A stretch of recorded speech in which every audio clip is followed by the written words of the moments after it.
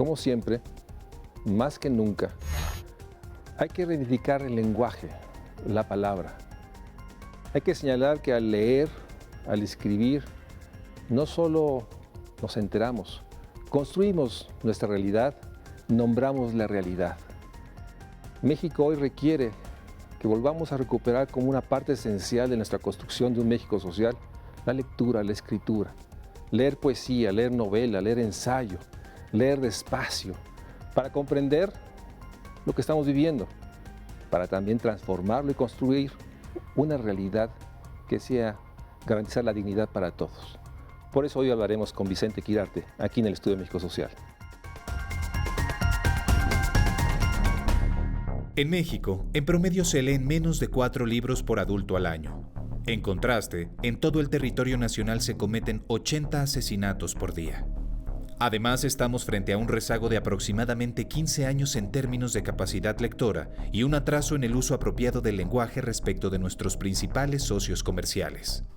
Nuestro país ejerce menos de 15,000 millones de pesos para cultura, pero despliega casi 87,000 millones de pesos para seguridad nacional.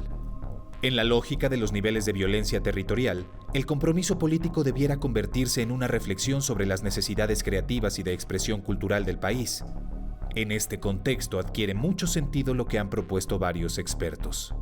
Nuestro país debiera estar inundado de cultura, a fin de generar mayor crítica social y mayor participación a través de una oferta cultural de calidad, que requiere, por supuesto, de mayor infraestructura y de mayor inversión en recursos humanos y personal.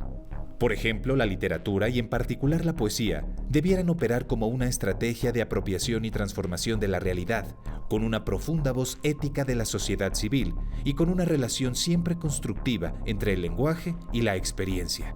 Es decir, la figura del poeta adquiere una relevancia sustancial. Es tarea del poeta plasmar, denunciar y mejorar la situación de su sociedad. En este sentido, el lenguaje y la poesía son instrumentos fundamentales para construir un México social en desarrollo. El lenguaje como semillero de identidad, libertad y creación, la poesía como experiencia vital, expresión artística y transformación social. Es por ello que la promoción de la poesía y la cultura en general debiera ser una prioridad.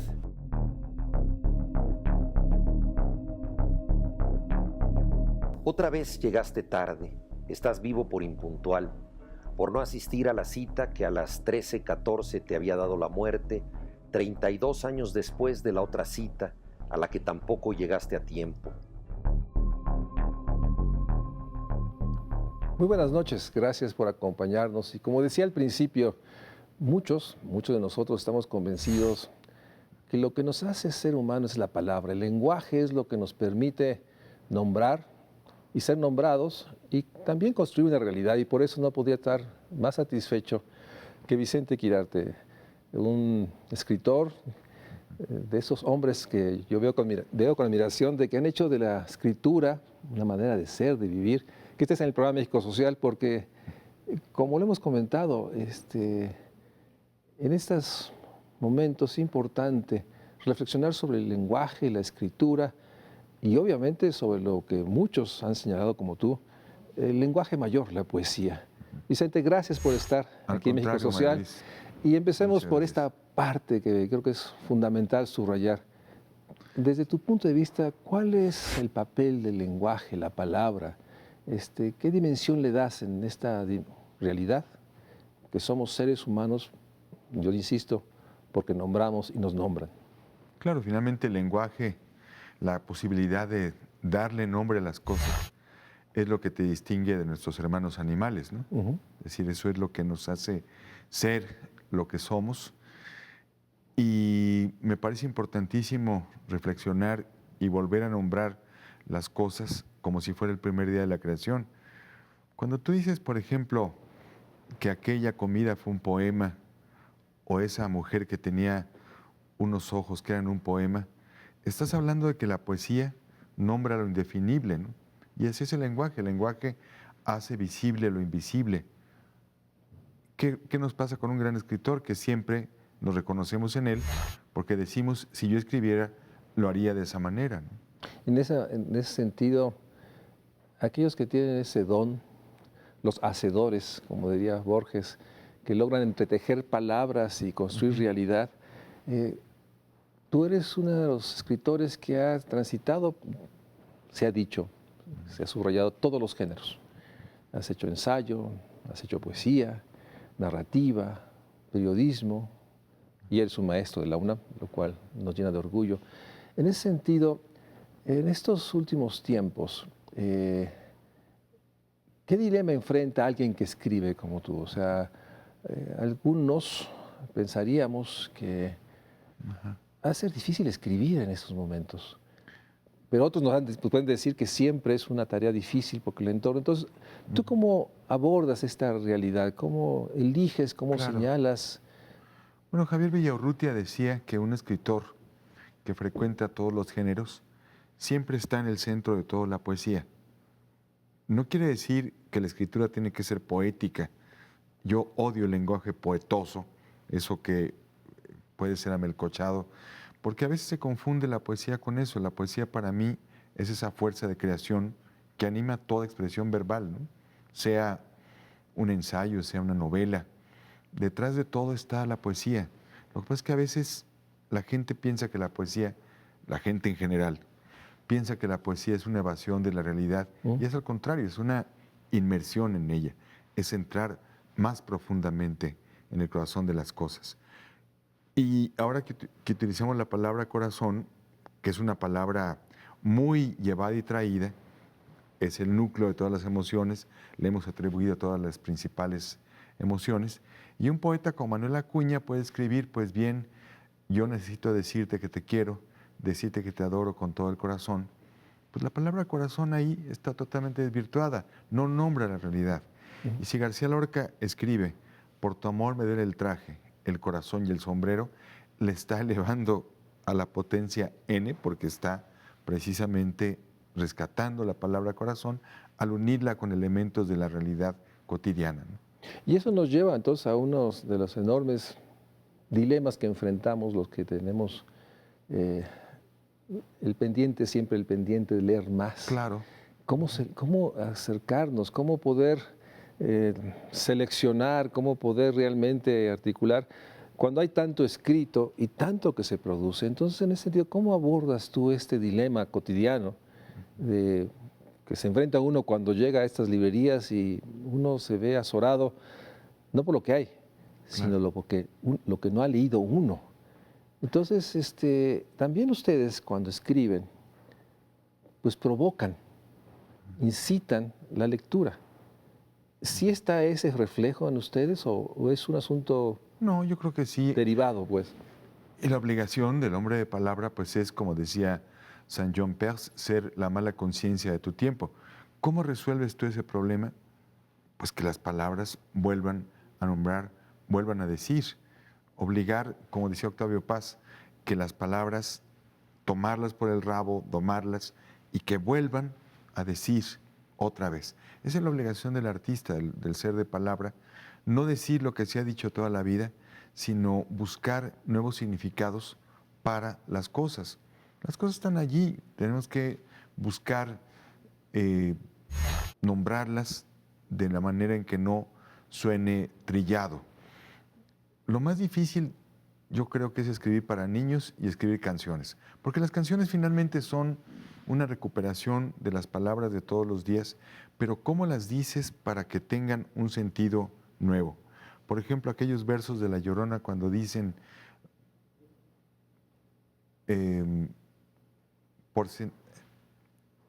si me voy siento una pena, si me quedo siento dos. Por no sentir ni una pena, ni me quedo ni me voy. Son perfectos, son versos de una transparencia además y de una sencillez, y sin embargo tienen una contundencia, te vuelven a decir las cosas de una manera simple, sencilla. Yo sí creo que el escritor tiene que tender a eso. Un escritor que quiere ser muy complicado, que quiere ser muy metafísico, no va a llegar nunca a nada. Yo creo que el escritor tiene que, y eso no quiere decir que su público tiene que ser complaciente y fácil, sino tiene que llegar a esa transparencia y a esa difícil sencillez que nos enseñan los grandes poetas. Ahorita me recordaba una frase que si hay algo que es, digamos, común en todos los pueblos es que somos humanos que cantan. El canto, la canción es lo que nos hace también humanos, porque todos los pueblos hemos cantado y cantan, Claro. ¿no? Bueno, la poesía nace como canto, o sea, la poesía antes estaba unida de manera espontánea a la música, ¿no? La poesía era danza, comienza siendo hermana de la música. Y nuevamente, muchos han sostenido que el que escribe o el que hace ensayo señala, dice a los otros, esto lo leía Juan Villoro, miren, esto es lo que yo estoy viendo, orienta la vista y ese género, el centauro de los géneros, decía Alfonso Reyes, permite pues llamar la atención de ciertos puntos, de ciertos objetos. Yo cuando revisaba algunos de tus trabajos, me asombraba la enorme cantidad de miradas que tu escritura tiene. Y en ese sentido, ¿cómo logras esta amplitud de mirada que puedes hablar de las jacarandas o puedes señalar las calles que recorrías con los amigos? O puedes recuperar la vida histórica de personajes y darle esta dimensión humana. Entonces, ¿cómo enfrentas o cómo resuelves esta enorme capacidad de mirar tu universo y escribir sobre él? Bueno, Baudelaire decía que la poesía es infancia recuperada. Yo creo que tenemos la obligación de ver las cosas con esa responsabilidad adánica, como si estuvieran haciendo. No podemos ir al tiempo del niño, pero sí tratar de ser como los niños. Los niños ven las cosas de una manera espontánea, inmediata. Claro, nosotros tenemos también la experiencia, por eso decía William Blake que existían poemas de la experiencia y poemas de la inocencia. Ya no tenemos esa inocencia, pero finalmente el arte, en este caso la palabra, el lenguaje, la poesía, es, como decía Ernesto Sábato, el viaje de ida y vuelta a la locura. O sea, no te quedas, si te quedas en la ida, pues te vuelves loco. Como han visto muchos psicocríticos al estudiar poemas de Paul Valéry, por ejemplo, si él no hubiera escrito El cementerio marino, pues se hubiera vuelto loco. Entonces yo creo que la sustitución del hospital psiquiátrico o de no llegar a la locura es el arte. El arte es una curación, la palabra es una curación, ¿no? La cultura se convierte en esta dimensión más sublime del humano. Claro. Déjame arriesgar una definición de cultura. Todo lo que nos comunica es cultura en el fondo, ¿no? O sea, es una parte. Todo lo que nos vincula con los otros, con lo otro, es la cultura en sí misma. Sí, lo que nos puede salvar, lo que nos puede hacer mejores. Y como decía José Emilio Pacheco, esta molécula de esplendor y miseria que llamamos la tierra, ¿no? Tenemos esa dualidad, ¿no? Somos seres miserables y somos seres luminosos, y eso es lo que nos hace una especie que se puede salvar, ¿no? Y lo que nos hace seres que se salvan todos los días, ¿no? Así, seres humanos. Déjame un corte y regresamos, porque más que nunca, como siempre, seguramente, ante las realidades que enfrentamos, que nos damos cuenta por todos los medios de comunicación que están firmados en clave de dolor, de ausencias, de miedo, de inseguridad, de violencias, la mirada de los que escriben, los que señalan, los que hacen poesía, se vuelve esencial para no enloquecer y seguir teniendo esta noción que somos polvos de estrellas, ¿no? Así es. Y en el fondo lo que aspiramos es pues a una vida, déjame decirlo en estos términos más sociales, una vida digna. Claro. Y eso requiere lectura, cultura, escritura. Vamos a un corte y regresamos aquí con Vicente Quirarte, sin duda uno de los escritores que ha logrado hacer de la vida la escritura y por otra parte señalarnos, darnos poesía y vivir en la dimensión de la palabra. Vamos a un corte y regresamos.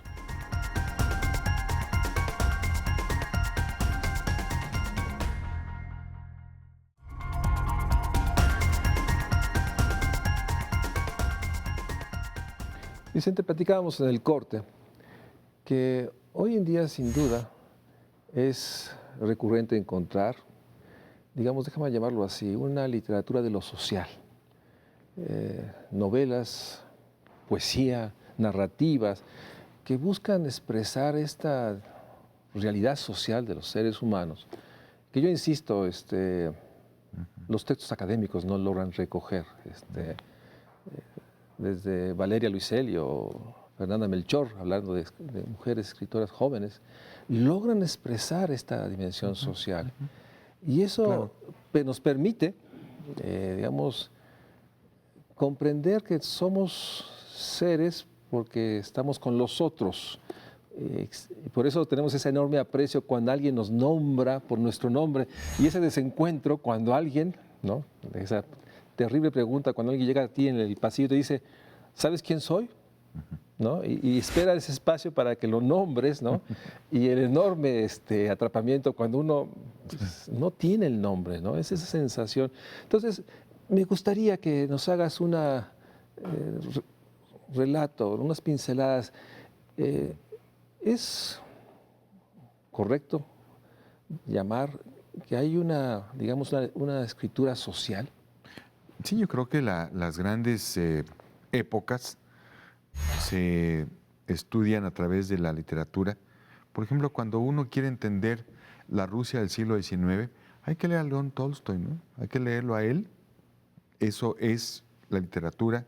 Si uno quiere, me acuerdo, para ir a un caso de nuestro mexicano domicilio, Noticias del Imperio de Fernando del Paso, la novela que se eligió hace unos 30 años como aquella a la que uno se llevaría a una isla desierta, es una novela que yo leo y releo, y en alguna ocasión algún colega historiador me dijo, es que se ve que leyó mucha historia. Más bien, ahí viene el gran dilema. ¿Qué hacemos con la gran novela histórica? En mi opinión, la gran novela histórica debe crear con base en lo social, pero crear un discurso alterno. De otra manera, tomamos un libro de historia o un libro de sociología. Yo creo que la gran responsabilidad de la novela está en recuperar este sentido social de la literatura. Cuando se dice, yo escribo poesía social, bueno, ¿qué poesía no tiene un mensaje social? Así es. Lo que pasa es que cuando se dice poesía social es aquella que se carga más hacia el lado de la protesta. ¿Qué poesía no es de protesta? Tenemos una serie de definiciones que a veces en lugar de clasificar a la literatura nos empobrecen el discurso, ¿no? Sí, la enorme obsesión de nombrar lo pequeño pidiendo la perspectiva de lo más amplio. Y en ese sentido, me llama mucho la atención este libro que nos trajiste al programa y que de alguna manera es una, aparte de la belleza que tiene el libro, está la dimensión que tiene. Déjame buscar la portada aquí. Bueno, qué bueno que aprecies la belleza del libro porque lo diseñó Avelino Sordo Vilchis, que es un gran diseñador del libro. Es un libro hermosísimo, País de Sombra y Fuego, y reúne poesía, reúne una serie de escritos, ojalá lo puedan apreciar las cámaras, es de una belleza el libro en sí mismo. Aquellos que, decía alguien que me enseñaba, decía que cuando uno toma el libro, uno lo abre y se abre por la mitad y en esa sensación del peso peso, el olor. La tipografía, pues ahí está la palabra. Usando como ejemplo este libro, ¿qué nos podrías decir de este libro? Bueno, ese ¿cómo libro surge se concibió justamente en el País año de Sombra y 2010, el año 2010 para no ser un discurso celebratorio, pero sí hablar de la patria y hablar de un país que se encuentra asediado por la violencia, por el crimen, con sus garantías individuales seriamente afectadas. Y sin embargo, ahí está la prueba de que se puede seguir rescatando la palabra. Y con base en un poema de José Emilio Pacheco titulado Alta Traición, hay una serie de meditaciones en torno al texto y bueno, intentamos hacer una serie de planteamientos sobre la patria sin ser patrioteros, ¿no? Tratar de entender este gran país que es México, pero desde el punto de vista de su historia, de su paisaje, sin caer en los lugares comunes de todos los días. Y como dice José Emilio Pacheco en el prólogo de este libro, que fue preparado e ideado por Jorge Esquinca y pagado por la Fundación Maná, que es lo más increíble que un grupo de rock and roll haya financiado este libro. Como dice José Emilio Pacheco, sorprende la gran cantidad de poetas mujeres que están en el libro, ¿no? Y en ese sentido, se ha señalado, y de hecho hay una estadística, y algunos señalan con datos, que somos un país que lee poco, que no tenemos, por distintas razones que no me gustaría ahorita entrar, pero ¿cuál es tu apreciación? ¿Somos un país que lee poco? Desgraciadamente sí, somos un país que lee poco, ni siquiera lee el periódico, ojalá y fuera esa la verdad, ojalá y siguiéramos las noticias diarias todos los días. Ojalá leyéramos un poema diario, iba a decir que leíamos las noticias, no, creo que hay que seguir esa sana costumbre de Felipe Garrido, o que decía también Luis Villoro, yo no estoy haciendo nada, lo que sé ya lo sé, estoy leyendo un poema diario. Yo creo que un poema diario es como una oración, eso es lo que deberíamos de hacer todos los días, aprendernos, leer un poema, tratar de memorizarlo sería un privilegio mayor, pero sí yo creo que un poema es como una oración, ¿no? Y en ese sentido, algunos reivindicarían que hay que leer en voz alta. Sí, la lectura en voz alta me parece un ejercicio muy importante. Yo que doy clase en la Facultad de Filosofía y Letras, a veces tengo alumnos que no saben leer. Entonces yo me desespero y digo, a ver, déjenme leer a mí, porque hay que tener un gran respeto por la palabra y por la lectura en voz alta. Yo, por fortuna, soy de una generación a la cual se le obligaba a leer en voz alta en la primaria. Tuve un padre historiador que también me llevaba a leer en voz alta en español y en francés, entonces eso me dio una idea de la palabra como tal vez no la hubiera podido tener si hubiera aprendido nada más la lectura y la escritura en silencio, ¿no? Y esto me plantea a mí la paradoja, o sea, siendo un país sin duda más comunicado, la enorme realidad de la presencia de los teléfonos, más allá del internet, que se comunican, ¿dónde está esta, no sé si esta fractura en el cual es real? O sea, mi padre también me relata su prepa, y la prepa pública, la secundaria, en el cual había una lectura y había un aprecio, y se leía, pues digamos, diríamos ahora los clásicos, pero leían los jóvenes, los preparatorianos leían. ¿Qué pasó? O sea, ¿a dónde encuentras tú esta paradoja que siendo un país más comunicado, sobre todo los jóvenes, que todos traen un teléfono y se comunican con mensajes, a la vez somos un país que reconocemos que leemos poco y leemos poca poesía? Yo creo que la comunicación, yo no creo en la frase todo tiempo pasado fue mejor. Yo creo que los tiempos siempre hay que entenderlos en su dinámica y la tecnología, la comunicación que este mundo tiene actualmente es maravillosa y también hay que ver sus beneficios. Así como es un peligro para el lenguaje, los emoticones y todas estas abreviaturas, también existe, como mencionábamos hace un momento, un proyecto como el de Aurelio Asiain, el poeta, que intenta recuperar el lenguaje del haiku, el poema breve, en pocos caracteres. Ese es un gran reto también. O sea, ¿se puede escribir poesía en 144 caracteres? Sí, yo creo que ese es un gran desafío, hacer precisamente el lenguaje, ceñirlo a esos caracteres, y ahí está el desafío, ahí está el gran reto. No empobrecer el lenguaje, sino enriquecerlo con base en esta concentración, ¿no? Y eso pone en tensión porque algunos señalan que estas expresiones de los jóvenes, en el cual de pronto las palabras cambian, ¿no? Déjame usar una que es muy natural para nosotros de esta generación. Lo que llamábamos antro en los 60s era un espacio sórdido, oscuro, ¿no? En el cual individuos de mala muerte entraban, ¿no? Y hoy el antro se ha vuelto cualquier espacio nocturno donde hay música o simplemente convivencia. O sea, de pronto la palabra se transformó en una palabra habitual.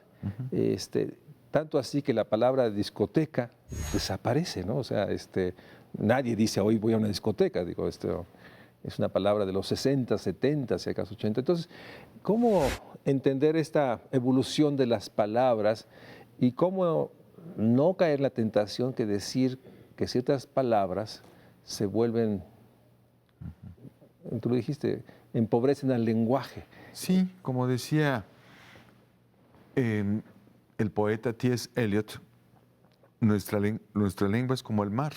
El lenguaje tiene que estar cambiando constantemente, ¿no? Cuando digo lenguaje, bueno, me refiero a los 3 niveles: el lenguaje, que es el idioma, la lengua, y el habla, que es la manera en que los hablantes utilizamos el idioma o la lengua, ¿no? Y a esa capacidad humana que es el lenguaje.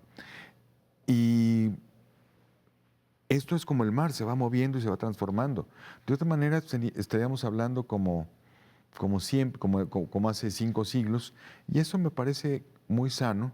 Claro, hay una escritura clásica, hay un español que permanece, la lengua de Cervantes, le decimos, por alguna razón, muy bien ganada, pero también el lenguaje tiene necesidad de irse transformando, y los hablantes, que finalmente somos los poseedores de la lengua, del idioma, pues somos los que vamos cambiando.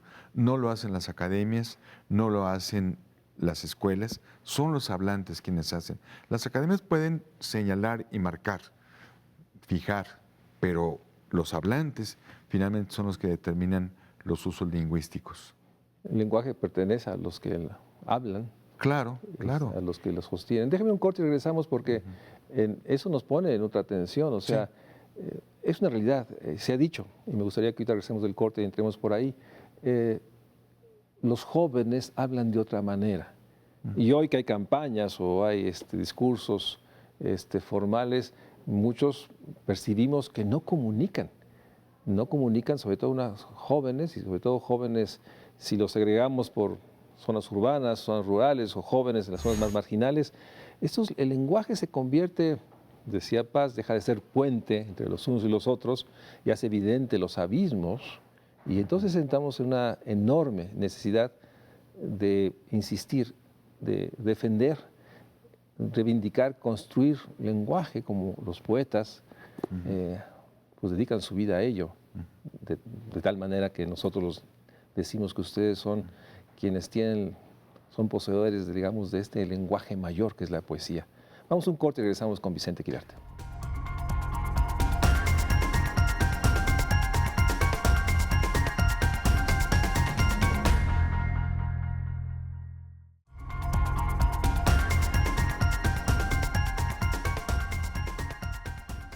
Estamos con Vicente Quirarte, miembro del Colegio Nacional, profesor de la UNAM, escritor, ensayista, poeta.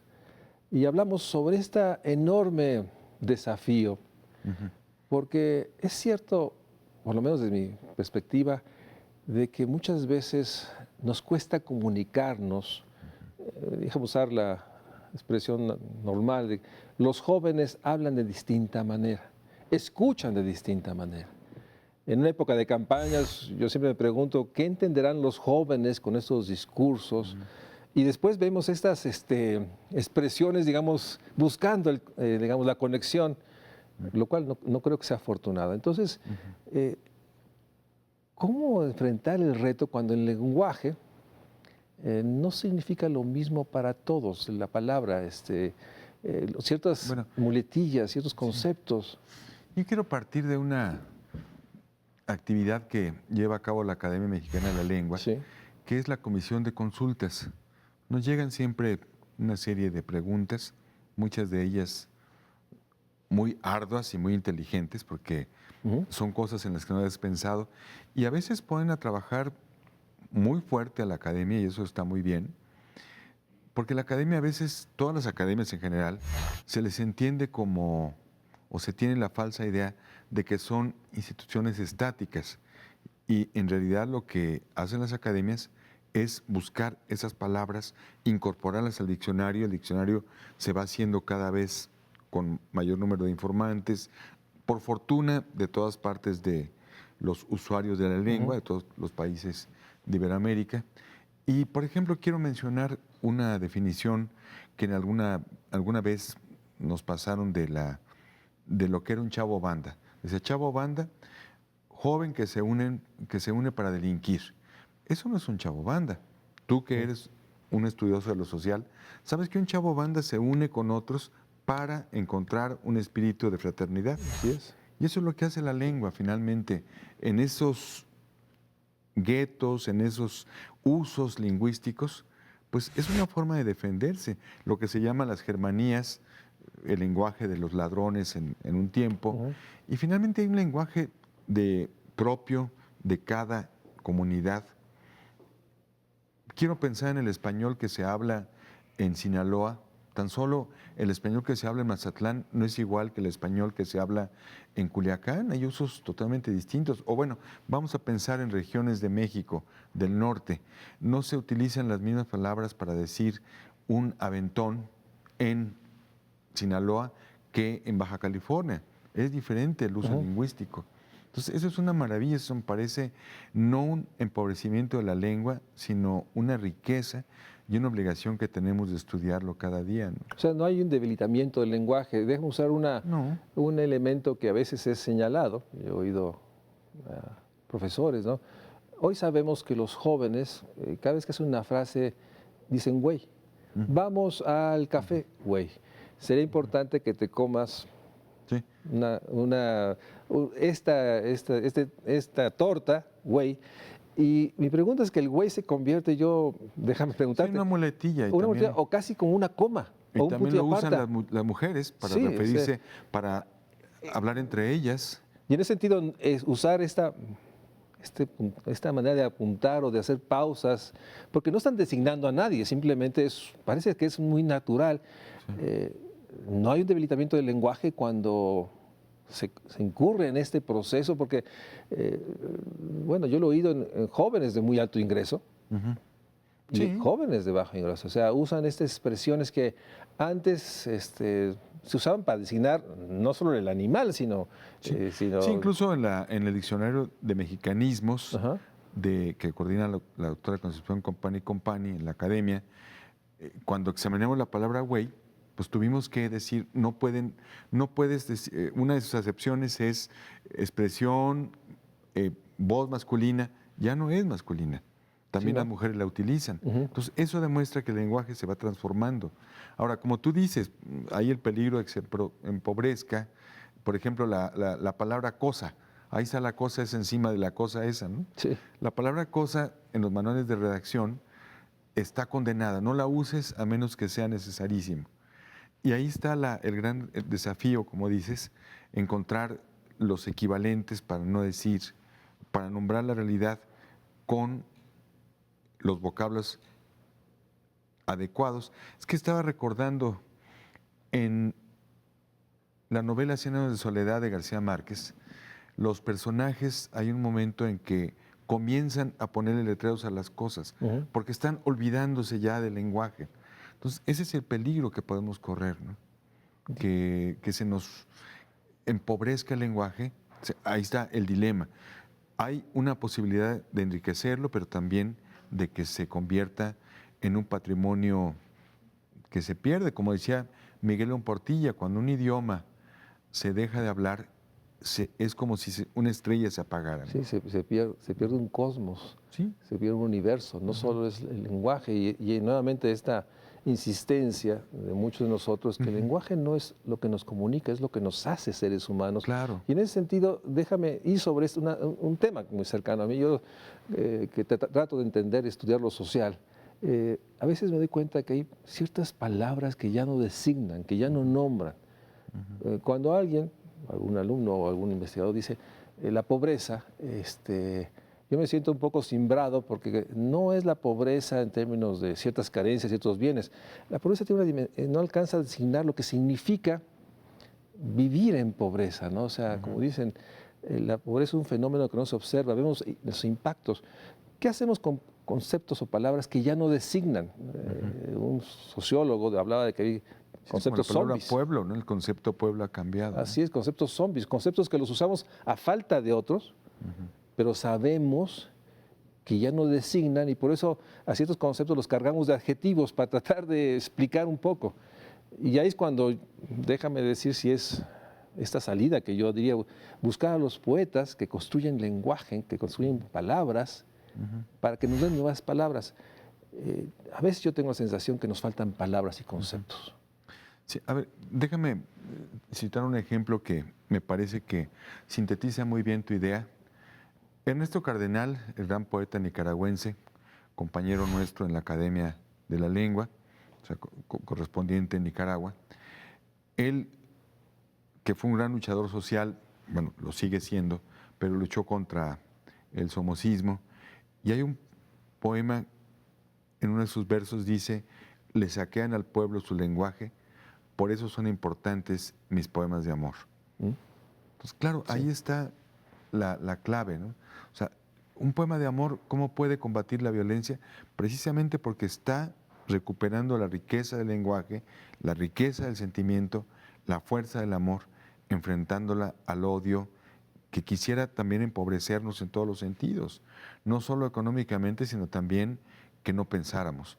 Todos los sistemas totalitarios, tú lo sabes, tú que estudias toda la cuestión social, los sistemas totalitarios lo que detestan es el lenguaje, la posibilidad de que podamos pensar por nosotros mismos, ¿no? Sí, esta enorme realidad cuando se banaliza el mal, decía Hannah Arendt, en términos de no darnos cuenta de la dimensión. Y ahí nombraste algo que me gustaría que regresaras. ¿Podemos desde el lenguaje enfrentar las violencias? Sí, yo creo que esa es la obligación de la palabra, la obligación del hombre y de la mujer que manejan el lenguaje está en ese enfrentamiento con el odio, ¿no? Y en transformarlo, ¿no? En usar esa fuerza. Estaba tratando de recordar algún caso, bueno, el caso de nuestro José Revueltas. O sea, alguien con menos voluntad, al entrar a la cárcel, podía haberse doblado, como le pasó en un momento dado a Oscar Wilde, como le pasó a nuestro gran Morelos, que tuvo que doblarse ante una serie de problemas, de dudas, y eso no le pasó a Revueltas. Revueltas fue un hombre que supo mantener el poder del lenguaje dentro de la prisión.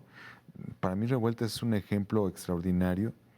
Escribir una novela como El Apando, que es una obra de madurez, escribir en su juventud Los muros del agua sobre las Islas Marías, bueno, eso es un ejemplo de un temple muy particular, ¿no?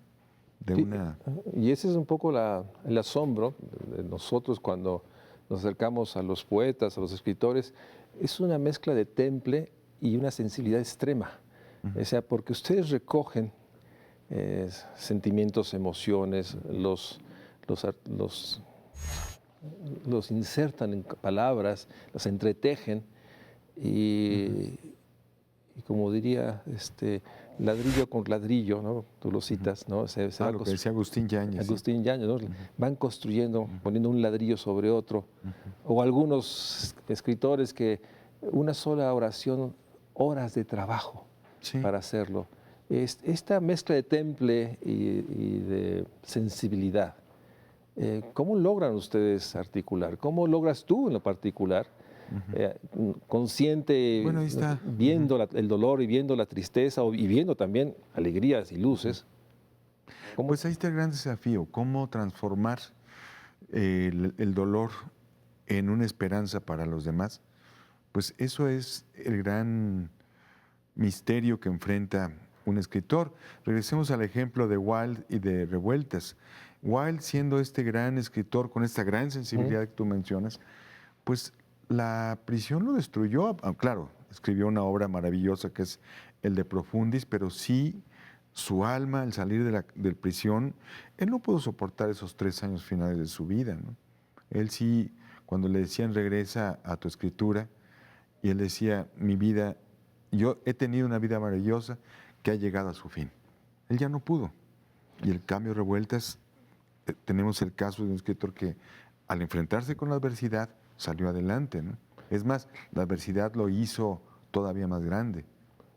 Tenemos entonces esta realidad, Stefan Zweig lo decía, algunos poetas, escritores están habitados por los demonios y viven esa vida de intensidad. Déjame un corte y regresamos, porque llegando a la parte final del programa, la pregunta sigue siendo, ¿cómo logramos una lectura atenta, una lectura silenciosa?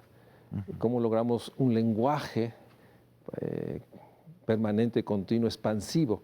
¿Y cómo enfrentar también silencios que nos separan? Vamos a un corte y regresamos para seguir hablando de la enorme importancia hoy como siempre, de reivindicar la palabra, el lenguaje, la poesía, la escritura, como el instrumento esencial que no solo nos enfrenta a nuestros dilemas sociales, pero también nos permite pues, una vida plena. Vamos a un corte y regresamos aquí al Estudio de México Social.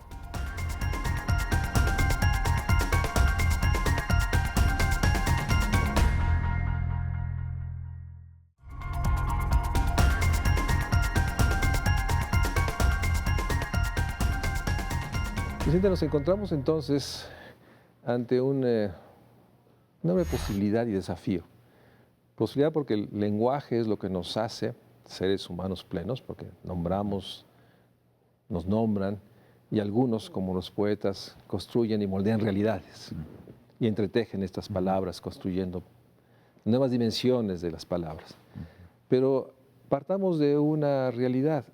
Sabemos que debemos ser un país que lea más, sabemos que es un país que debe aprender a escribir mejor, y pareciera ser que la percepción, por lo menos la mía, es que cada vez leemos, no solo menos, sino leemos demasiado rápido.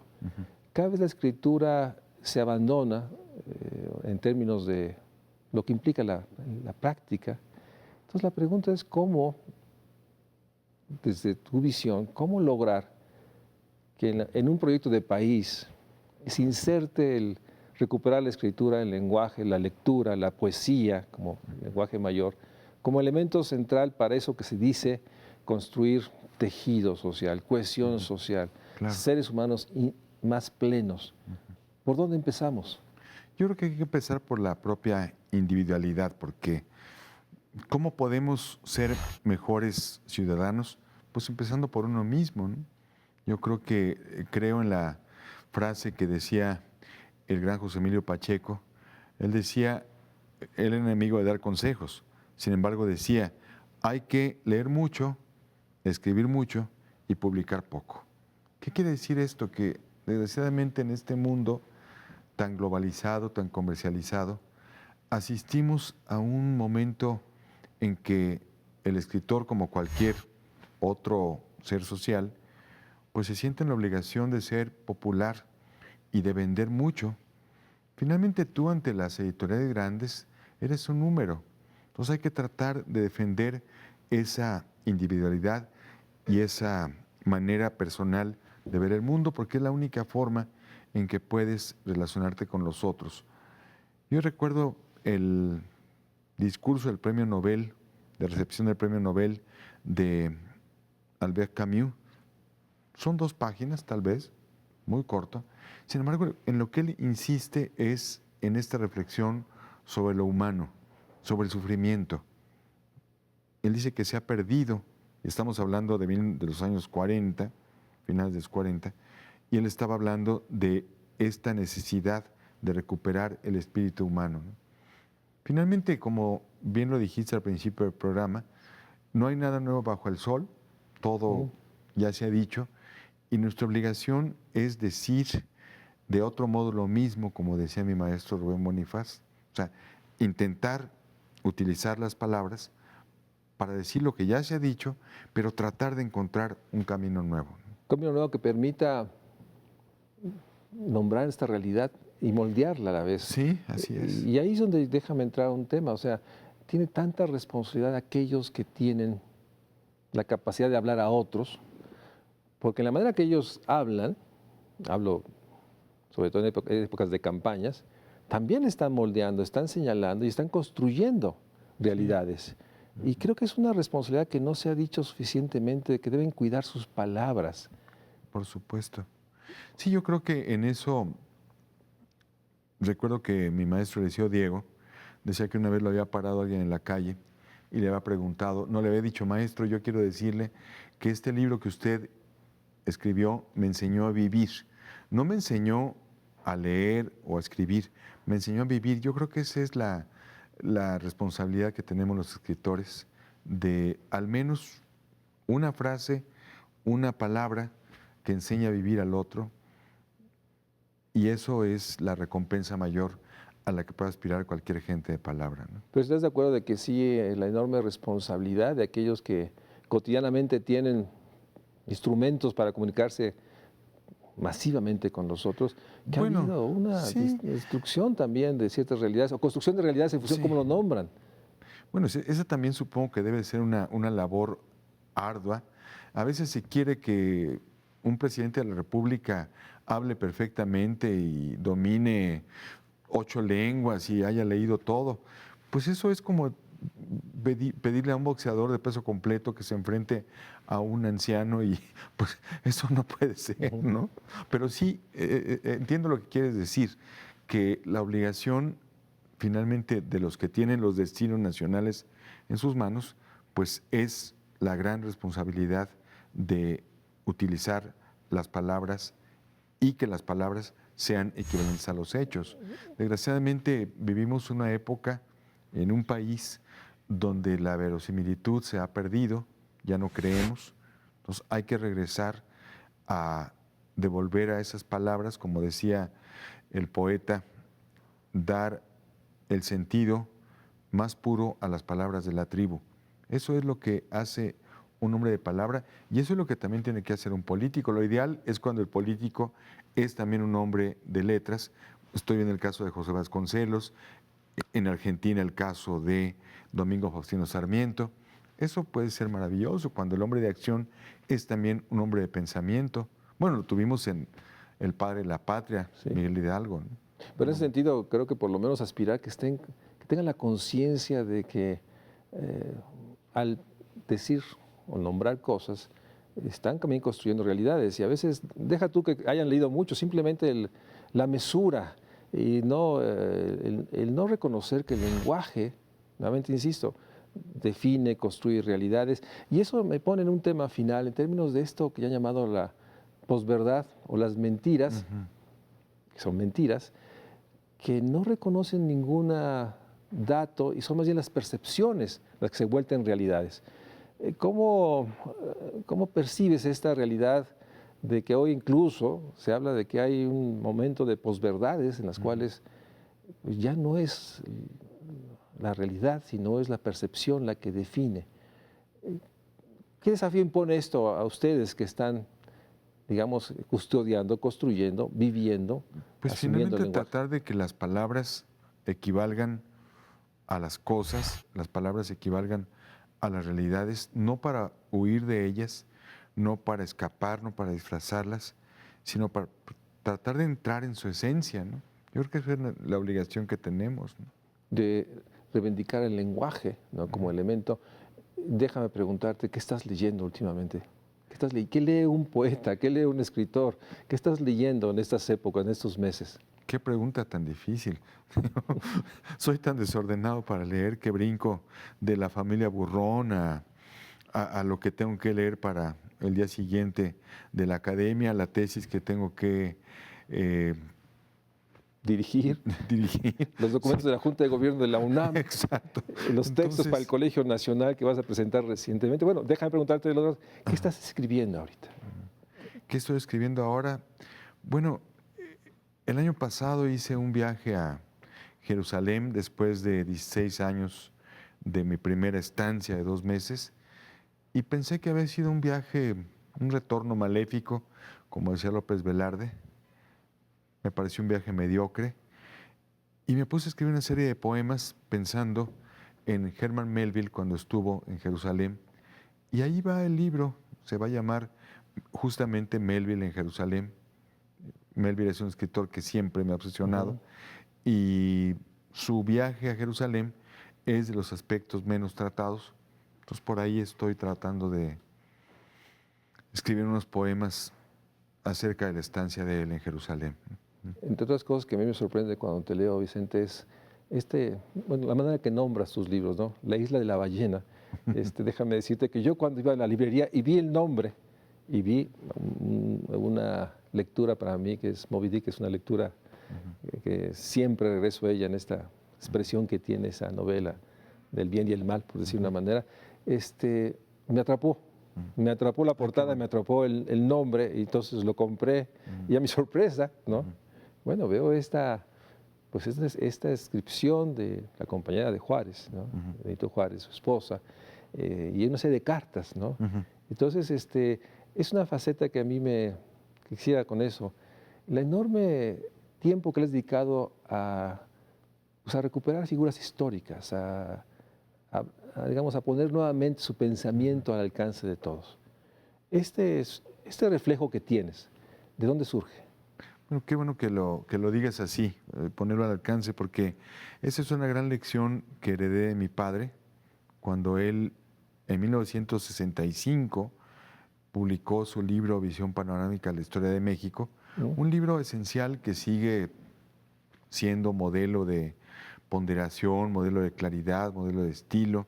Yo aprendí ahí muchísimas cosas en él y yo creo que esa novela jamás, no creo, estoy seguro, de que nunca lo hubiera terminado si no hubiera sido por los libros y por las enseñanzas de él, ¿no?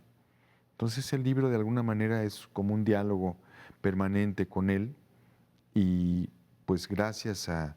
Él hubiera rechazado muchas cosas porque odiaba la imaginación. Como buen historiador, él quería el dato preciso, duro, comprobable y hubiera estado en desacuerdo con muchísimas cosas, pero en otras hubiéramos cabalgado en el mismo caballo. Y dentro de los personajes que has vuelto al alcance nuevamente de nosotros, ¿con cuál en este momento te quedas ahorita? Yo creo que particularmente con el poeta Gilberto Owen, tal vez porque estoy ahora dando un seminario sobre él y porque finalmente es el poeta de la generación de contemporáneos más próximo, más misterioso y más afín a mi visión del mundo. Vicente, muchas gracias por estar con nosotros. Al contrario, creo que gracias por la invitación. Ha sido enormemente generoso para volver a recuperar, o más bien señalar lo que han señalado muchos escritores como tú. En el lenguaje somos, en el lenguaje construimos nuestra posibilidad de ser seres plenos, felices.